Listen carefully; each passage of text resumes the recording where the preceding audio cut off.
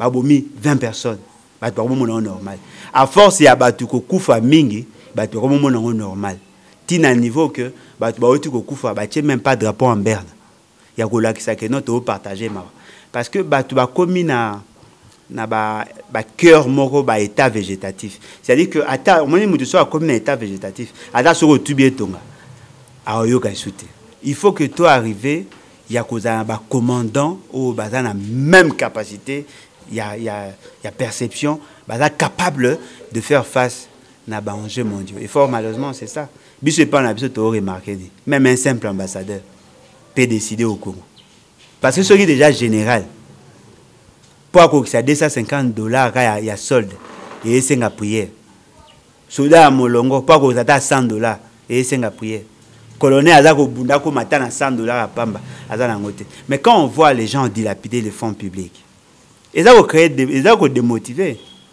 tant que batu bazako benga Kagame partenaire crédible ils ont démoralisé tout mingi baza ba expert ezali bango mais baza ko sangisa bango na ba anciens guerriers ba anciens milices des gens qui n'ont pas été formés mutaza ki kaka soki na kisi ya simba alata ba kisi ya pakoli soki ba ça été ne longo massa se zoka été à traverser ka moi 15 mètres ba commissaire général tant que tu comme vers le mois de juin et que couronné silité avant que tout juin ba ofungola sur école après ba okanga. Après, voilà, bana batangi déjà 70%, va faire passer dans nos classes. Nos enfants déjà bana lacune. Il y a année passée. Cette année, bonga qui base à peine qui va bombarder bango matière pour que va récupérer bango. Mais tout ba indi aba aventure. Boma il Laurent Désiré Kabila. Ba libérer. Ba lingi ba longola date, il y a décès, il y a Laurent Désiré Kabila. Muto asalayi que ba boma Laurent Désiré Kabila partenaire. 3 coïncidences. Et là yo ça pas ces années. Parce que tous cette association là il y a bateau benga soit disant ba dirigeants bana bango batanga na poto atangi na poto na pourquoi tant mukileko ya kofanda na ba élection aye na mbongo pa atanga azui komba papa na ya bambi liboso osuka pe akomi président alino likambo te ata baluli kitoko lopango lokumo propriétaire kasi ya balabala eza ya moto nyonso propriété privée. Heureux de savoir que vous êtes nombreux à nous suivre sur Banabilaka TV. Et si vous avez tellement ébélé ya kolanda biso na mokolo ya lelo toye kosola maetali mboka na biso ni nezo déranger la République démocratique du Congo. Mingi balobi eza politique ya mboka na biso eza biante yango ndezo tungisa bayi mboka. Yango nazanga mokote na kati ya plateau oyo nazana invité na ngai oyo na bengaka mingi papa alobaka tellement bien que sans plus tarder que na pesa ye mbote na pesi merci mingi na cameraman nanga o azana simabilili adorateur Judeka merci na yo pona musala kitoko zo sala mbote papa la mbote mama na ngai mbote na balandi en tout cas merci beaucoup pour l'opportunité.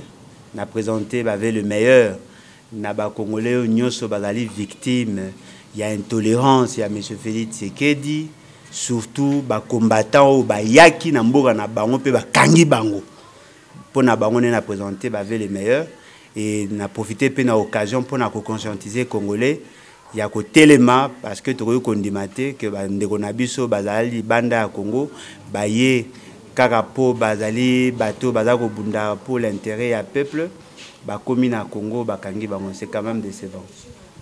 Merci papa la toki mambangu na mituna oezo tungisa peuple congolais insécurité na est du pays et comme vraiment lokola ndenge totsomba kanguba na wenze bazoboma bayi congolais bazoboma bandeko na biso ba mama na biso ba leki na biso point de vue par rapport ya maezo le na Liban na kati ya mboka na biso na est ya mboka na biso kuna eza mboka na biso te to eza mboka na biso point de vue na yo.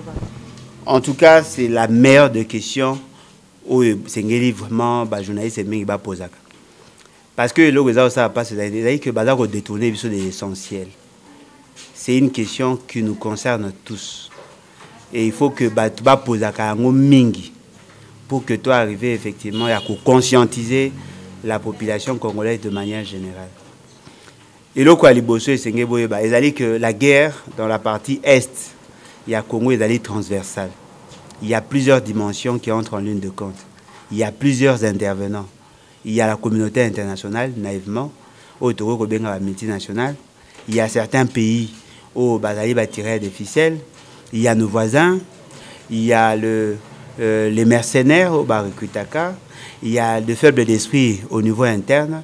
Il y a même notre armée dans une certaine mesure. Il y a la MONUSCO. Bref, un jeu, ils allaient belé. Et là, ça ne pas c'était le fait que tu connaître l'insécurité. Mais là, ça ne pas c'est la maladresse où ils ont entouré l'action, soit-disant, dirigeant bazar au ça. Maman, est-ce que vous pouvez imaginer Bomi te belé plus de 6 millions de personnes. Et mort, on les a continué. Et fort malheureusement, toutes les décisions, ils ont tourné essentiellement sur des solutions palliatives. Nous n'arrivons pas à apporter des solutions durables afin que toi arrives effectivement à briser les chaînes de déséquilibre. Parce que sur le Barango, un Congolais qui meurt, c'est un mort de trop. Parce que tout Koufi déjà belé. Plus de 6 millions de personnes au Bakoufi, ils allaient population, il y a Congo, Brazza, Mobimba, aujourd'hui, c'est la moitié. Bakoufa. Babomi, 20 personnes. Normal. À force, il y a Batuko Koufa Mingi, Batuko normal. Tina à niveau que Batuko Koufa, même pas de drapeau en berne. Il y a que notre partagé. Parce que Batuba commis na cœur moro état végétatif. C'est-à-dire que ata on dit soit comme un état végétatif. Ata sur le tubier tonga. A yo ka souté. A comme insensible. Ce sont là des réalités où tu dois vivre dans le Congo. Personne n'en parle. Tina niveau que des groupes y a bandits, il y a groupes armés, bomi Congolais, tiens peu dans les réseaux sociaux. Normal. Mutasilité, mutalobité. Et là c'est grave, on tue plus de 20 personnes. Même l'institution présidente de la République, ça n'est même pas déclaration, même le gouvernement, personne n'en parle. Je trouve que quelque part, il y a un signe de naïveté. Il y a un nyama. Parce qu'on ne peut pas comprendre que les Congolais sont koufa, sont insensibles. À force, ça commence à aller normal. Non, cela doit s'arrêter. Mais pour que cela s'arrête, il faut que tout un commandant en chef soit capable. Il y a qu'organiser, de fédérer les énergies afin que toi arrives, bien évidemment, il y a qu'à mettre fin à l'hémorragie. Papa, pour mettre fin à l'hémorragie, oyo bande konabiso bazo sibir mingi na est na Beni na ba nord Kivuana, ça dit tokoko senga nini stratégie nini oyo population to gouvernement na biso ko kozwa po to stopper l'hémorragie. Oui, le fait seulement que le fait seulement que nous avons un problème, il y a commandement. Parce que au Moni, ils allaient à opération militaire. Et dans l'opération militaire, la chaîne, il y a commandement, il faut la chaîne moins stable. Ils ont la même vision en fait. Ils ont le commandant en chef, ils ont la visionnaire, ils ont la moteur capable de faire la projection. Il y a un jeu. Il y a d'abord yémo quoi affranchi. Parce que ceux qui vous avez une moto à aliéner liberté, à aliéner vos motos, eh bien, c'est fini.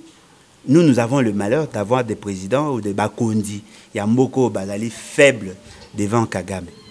Au moins, Kagame, même si il a une taille, il y a un autre Mickey.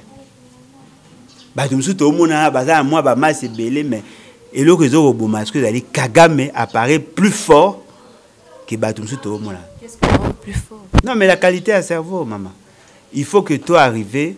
Il y a un commandant ou la même capacité, il y a perception, capable de faire face à des enjeux mondiaux. Et fort malheureusement, c'est ça. Je ne pas remarqué. Même un simple ambassadeur peut décider au Congo. Ata ambassadeur à Rwanda, à Fingi Congolais, il ne sera même pas sanctionné. Mais ce fait, c'est qu'il a signé des accords avec le Rwanda sans que les autres institutions en soient informées. Basodan Abisso, aller sous-payer. La plupart, aller sous-former.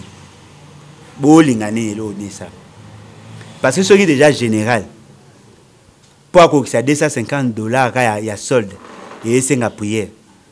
Soda à Molongo, pour que ça $100, et c'est une prière.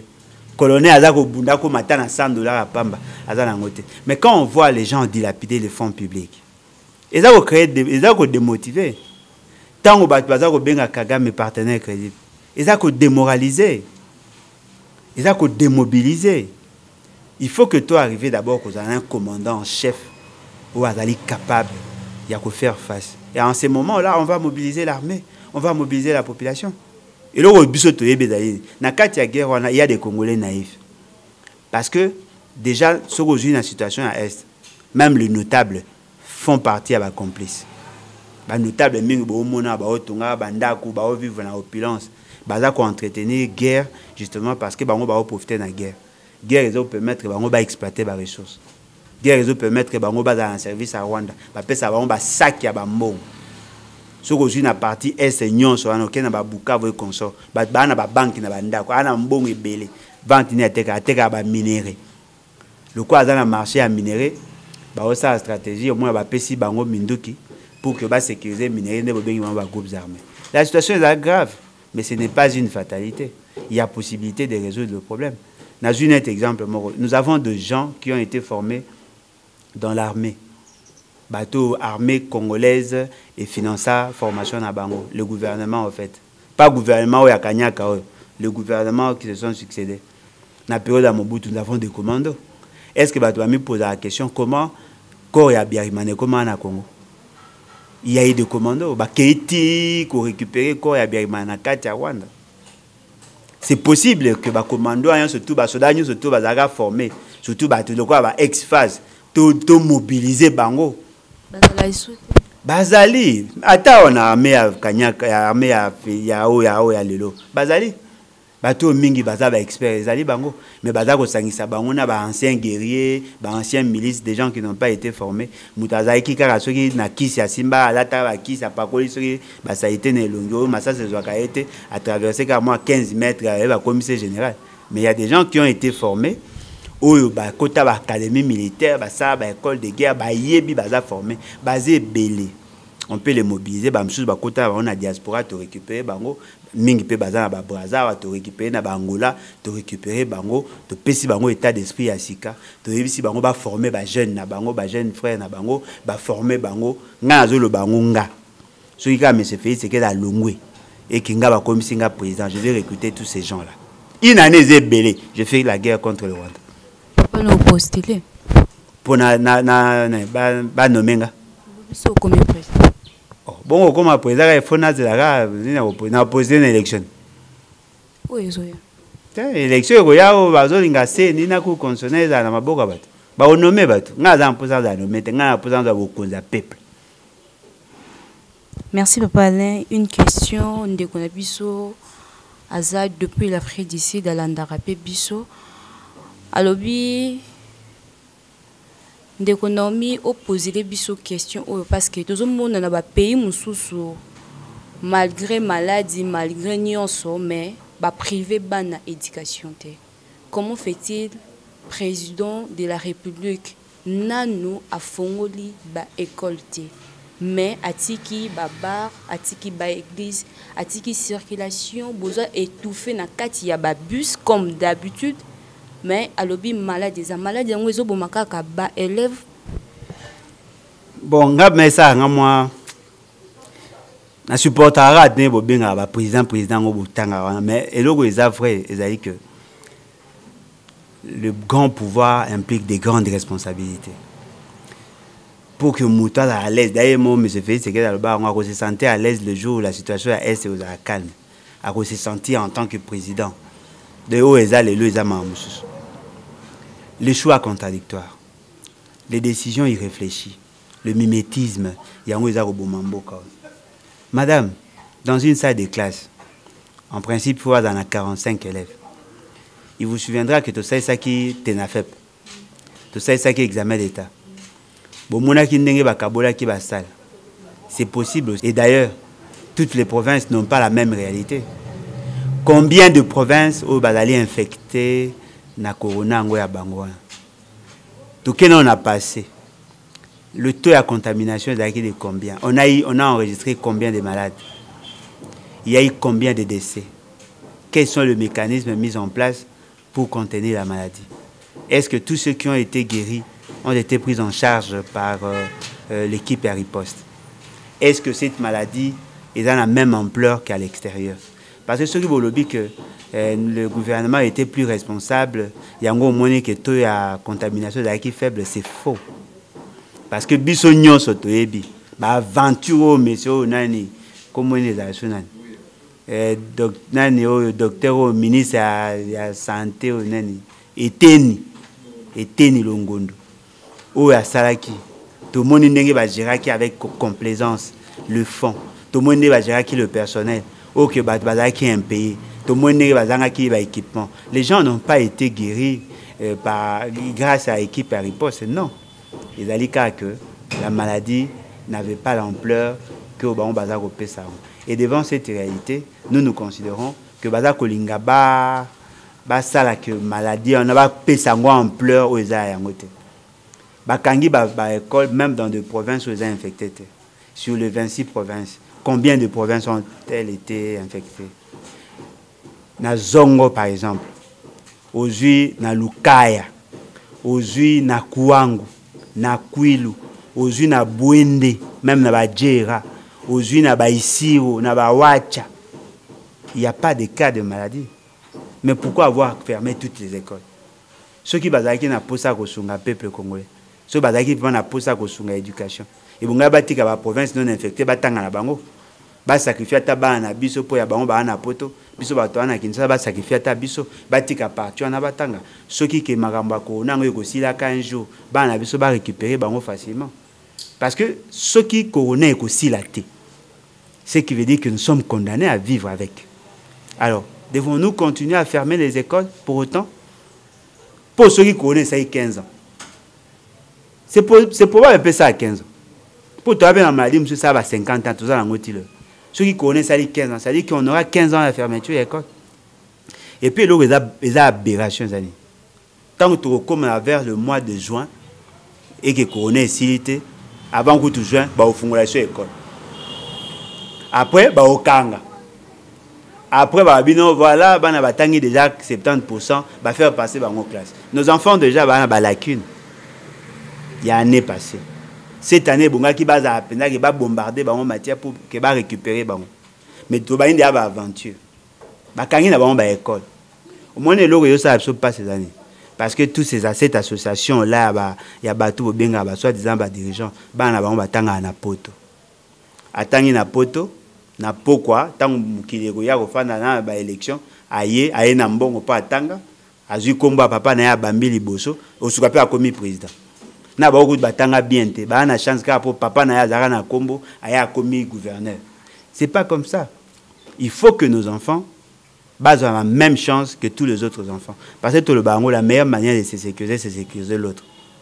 Biso mukoto koma na bokonzi na mboko biso ba oyo pose à la mokonzi dans l'État, n'a pas poste politique, il faut que bana tout battant en école de l'État, école publique. Au moins jusqu'à à partir wana, ba tu ba olingate, le quoi moi nga tanga ko ne fona bon sa ta toilette. Pour bana sonde batanga ba toilette wana. Ata mutaliboma so akomi na ko sante. Ba entrer dans la toilette parce que ces agents sont impayés. Ba toilette na bana ils trop sale. Na salle mo ba cha bana so ba 75. Même les sols, il n'y a pas de bâtiment. Parce que pour na bango baebi ki bana bango batanga po felete. Ba ke na otanga na poto na ba université na ba école à cher. Biso to fu tempo, biso. To fu tempo, poto za mbongo na biso, to futela bana bango ba école na poto. Mais bana biso ba souffrir. Ya on so to bi muko biso to zo boko na mboko. Pose poste na l'état. Il faut moi attendre en école publique. Yo ko za ministre ya EPST ndeni, bana batanga na poto. Non, on a le droit au temps que ça va on a poté na mbongo na biso. Tant que ça va on école publique. Po yo moko eloko yo zo lamba yo liara ngote. Mozo tekela baninga. Yo mona normal. Yo moko. Non, et casse. Boko sko biso ne ba mbwa to lia po bango ba banani. Ah, to mesa na Jesus. Oki pepe oki ne alobi message yo yuti pa bata pouvoir. Bango bino bo mesana.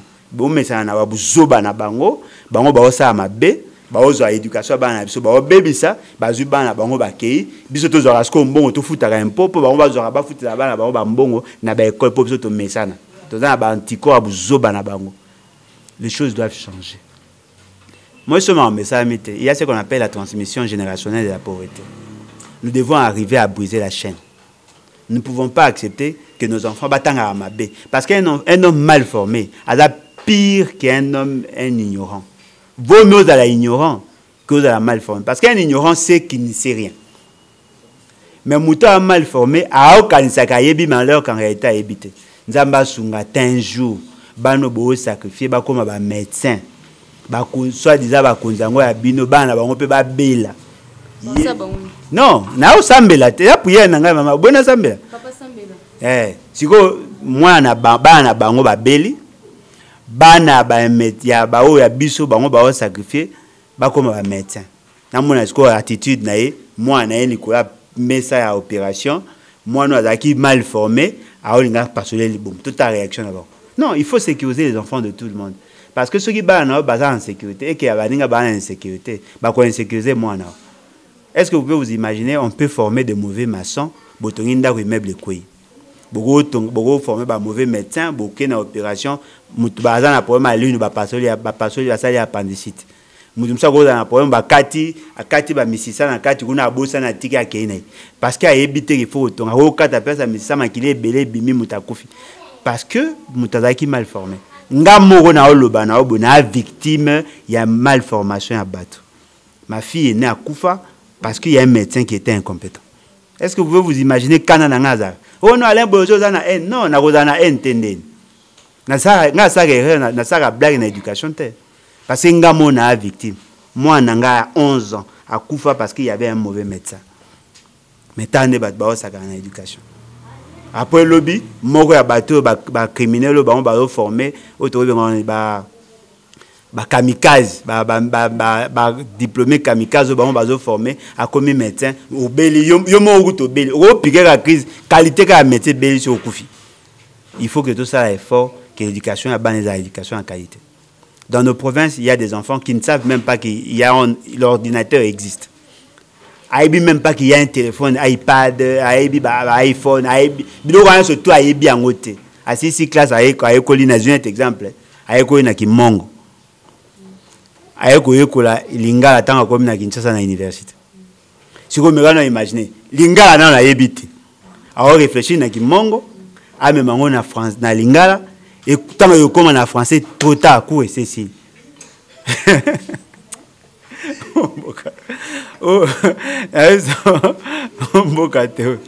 Il faut ça effort, mais changer. Nous voulons les changements pour tout le monde. Au lieu que je n'ai pas besoin de votre travail. Moi, j'ai besoin de à l'État. Oui, ça normal. Mais si vous avez bon, non, je n'ai pas besoin de votre argent. Pour attendre le président bon à 11 h. Famille mobimba baoye pour vous appeler batabilobel. Famille mobimba baoye babaoya ko senganga. Si vous voulez que le pays est normal, bossa c'est que tout le monde a la chance ne fût-ce qu'à cause de l'olia.